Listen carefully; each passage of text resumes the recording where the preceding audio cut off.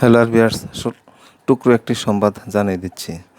রক্তাক্ত ৩৬ জুলাই, ছাত্র সমাজ গড়বে দেশ মেধাভিত্তিক বাংলাদেশ।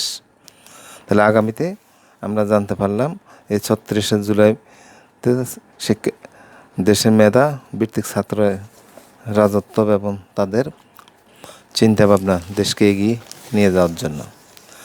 আরও একটি টুকরো সংবাদ আপনাদেরকে জানিয়ে দিচ্ছি। স্বচ্ছ নির্বাচন আয়োজনে বাংলাদেশকে 4.8 মিলিয়ন অনুদান দিবে জাপান সরকার। জাতিসংঘ উন্নয়ন কর্মসূচি ইউএডিপি সহায়তা বাংলাদেশকে নির্বাচন কমিশনের ইসি ব্যালট নামের প্রকল্পে ইসির প্রাতিষ্ঠানিক ও কারিগরি দক্ষতা বাড়ানোর লক্ষ্যে 695 মিলিয়ন জাপানি ইয়েন বা প্রায় 4.8 মিলিয়ন মার্কিন ডলার সহায়তা করবেন জাপান সরকার। আল্লাহ হাফেজ।